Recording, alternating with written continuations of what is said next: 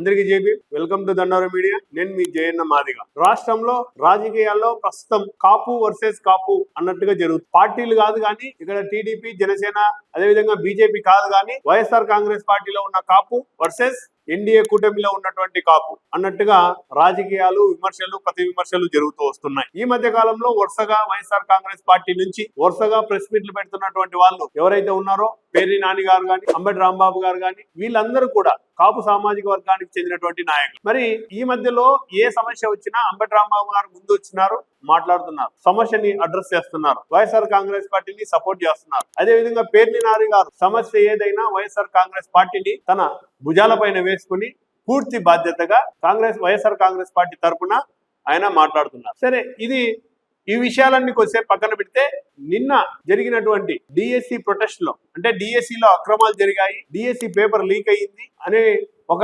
ధర్నాకు వైఎస్ఆర్ కాంగ్రెస్ పార్టీ అధినేత జగన్మోహన్ రెడ్డి గారు ఇచ్చిన పిలుపు మేరకు మాజీ మంత్రి అయినటువంటి రోజా గారు ప్రొటెస్ట్ చేస్తూ, ధర్నా చేస్తూ, రాస్తారోకో చేస్తూ నారా లోకేష్ గారిని ఆమె ఒక సవాల్ విసిరింది.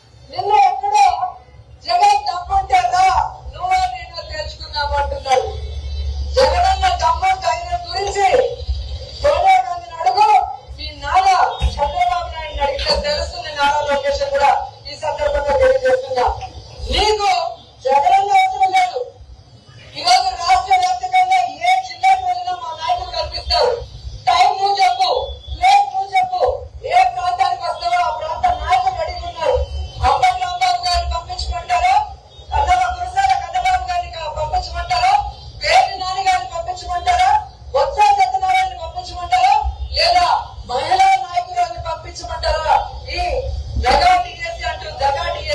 నారా లోకేష్, మీరు మా జగన్మోహన్ రెడ్డి గారికి సమానమైనటువంటి వ్యక్తి కాదు, మా పార్టీలో నాయకులు ఉన్నారు, ఆ నాయకులతో చర్చకు సిద్ధంగా ఉన్నావా అని చెప్పేసి ఆమె ఒక సవాల్ విసిరారు. మరి ఆమె సవాల్ విసురుతూ మా నాయకుల్ని పంపిస్తాను, ఎక్కడికి రమ్మంటావు అని చెప్పేసి ఆమె చెప్తూ వరుసగా కాపు నాయకుల పేర్లే ఆమె చెప్పింది. అంబటి రాంబాబు గారు పేరు చెప్పింది, ఆయన కాపునే. బొత్స సత్యనారాయణ గారి పేరు చెప్తుంది, ఆయన కాపునే. కురసాల కన్నబాబు గారిని పంపించమంటారా అని చెప్పేసి అంటుండి, ఆయన కాపునే. అంటే ఈ మధ్య కాలంలో వైఎస్ఆర్ కాంగ్రెస్ పార్టీని భుజాన వేసుకున్నటువంటి కాపులు ప్రెస్ మీట్లకు కానీ, ధర్నాలకు కానీ, రాస్తారోకోలకు కానీ వాళ్ళే ముందుంటున్నారు. ప్రెస్ మీట్లలో అంబటి రాంబాబు గారు ముందుంటున్నారు, అదే విధంగా పేర్ని నాని గారు ముందుంటున్నారు. ఇప్పుడు ఎన్డీఏ కూటమిలో ఉన్నటువంటి కిరణ్ రాయల్ గారు ఏ విమర్శ చేస్తున్నారు అంటే, వైఎస్ఆర్ కాంగ్రెస్ పార్టీలో ఉన్నటువంటి కాపు నాయకులారా, మీకు సరైన గుర్తింపు లేదు, సరైనటువంటి స్థానము లేదు, మీరు ఎంతవరకు ఉన్న వైఎస్ఆర్ కాంగ్రెస్ పార్టీని కాపాడేటువంటి బాధ్యత మాత్రమే మీ పైన ఉంది,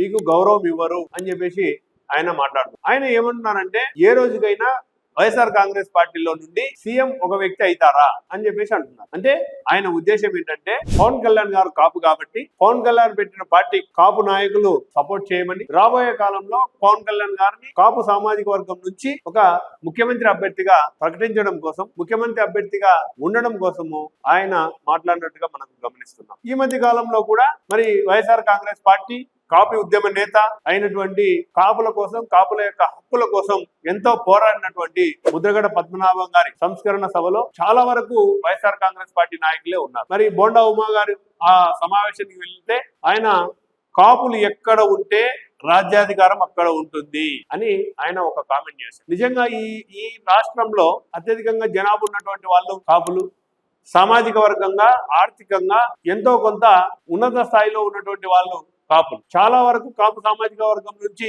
చెప్పుకోవడానికి, గర్వించడానికి ఎంతో మంది ఇంజనీర్లు ఉన్నారు, ఎంతో మంది శాస్త్రవేత్తలు ఉన్నారు, ఎంతో మంది వ్యాపారవేత్తలు కూడా ఈ సామాజిక వర్గం నుంచి ఉన్నారు. సరే, రాబోయే కాలంలో ఈ సామాజిక వర్గం నుంచి మరి రాజ్యాధికారం వైపు ఎంత దూరము ఈ కాపులు అడుగు పెట్టబోతారు, ఎంతవరకు రాజ్యాధికారం సాధించడానికి మరి వీళ్ళు పోరాటం చేస్తారనేటువంటిది రాబోయే కాలంలో మనం చూడాల్సినటువంటి పరిస్థితి. సో ఎప్పుడు కూడా అధికారం అనేటువంటిది ఒకే సామాజిక వర్గాల చేతుల్లో కాకుండా మిగతా సామాజిక వర్గాల చేతుల్లో, అంటే రాబోయే కాలంలో కాపులు, బీసీలు, ఎస్సీలు, ఎస్టీలు, ముస్లింలు, మైనార్టీలు వీళ్ళందరూ కలిసి కూడా రాబోయే కాలంలో ఒక రాజ్యాధికారం వైపు అడుగులు వేస్తే బాగుంటుంది అని చెప్పేసి కోరుకుంటుంది మీ దండోరా మీడియా. ఒకవేళ ఈ వీడియో కన్నా మీకు నచ్చినట్లయితే షేర్ చేయండి, సబ్స్క్రైబ్ చేయండి, అదే విధంగా లైక్ చేయండి. మీకు ఏమనుకుంటున్నారో ఈ వీడియో గురించి కింద కామెంట్ సెక్షన్ లో కామెంట్ చేయవలసిందిగా కోరుతున్నాం. Thank you.